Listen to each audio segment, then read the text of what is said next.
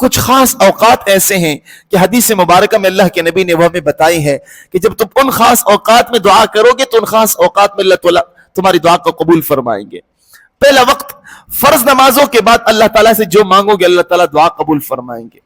تو اس لیے فرض نمازوں کے بعد اللہ تعالیٰ سے مانگنے کی عادت ڈالنی چاہیے.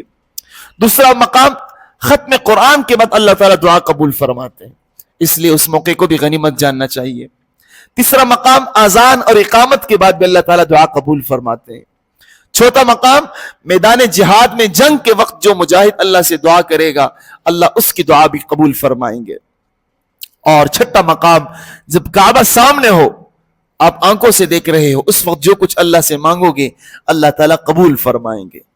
اور اگلا مقام انسان جب کہیں سفر پر جا رہا ہو تو سفر کے دوران بھی اللہ تعالیٰ دعا قبول فرماتے ہیں، رد نہیں فرماتے. اس لیے آپ جب بھی کہیں سفر پر جائیں، کام کاج کے حوالے سے کسی بھی سفر میں آپ جائیں، اللہ کی راہ میں جائیں تو ضرور دعاؤں کا اہتمام کریں. سفر میں اللہ تعالیٰ دعا قبول فرماتے ہیں. اور اگلا مقام روزے کے افطار کے وقت اللہ تعالیٰ دعا قبول فرماتے ہیں. اس لیے آج کل جب آپ سحری کریں تو اس وقت بھی اللہ تعالیٰ سے مانگے، اور جب افطار کا وقت ہو خاص طور پر وہ قبولیت کا وقت ہوتا ہے، اس وقت کو ضائع مت کرے سمبوسے اور پکوڑے کے پیچھے. اس وقت کو اللہ کے لیے خاص کرے اور دعاؤں میں خرچ کرے. اور اگلا وقت عرفات کے میدان میں جب انسان اللہ سے مانگتا ہے عرفہ کے دن، اللہ اس وقت بھی انسان کی دعا کو قبول فرماتے ہیں. اور جمعے میں ایک خاص گھڑی ہے، ایک خاص وقت ہے، اس وقت انسان جو کچھ اللہ سے مانگتا ہے اللہ تعالیٰ اس کی دعا کو رد نہیں فرماتے، اس دعا کو قبول فرماتے ہیں.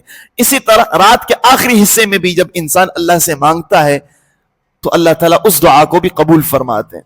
اسی طرح شب قدر میں انسان جو کچھ اللہ سے مانگے گا اللہ تعالیٰ اس دعا کو بھی قبول فرمائیں گے. اسی طرح جب انسان بیمار ہو جائے تو بیماری میں انسان جو اللہ سے مانگتا ہے اللہ تعالیٰ اس دعا کو بھی قبول فرماتے ہیں.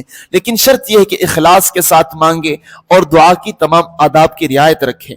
اللہ تعالیٰ ہم سب کو دعا مانگنے کی توفیق عطا فرمائے اور دعا میں سستی سے اور غفلت سے اللہ تعالیٰ ہم سب کی حفاظت فرمائے.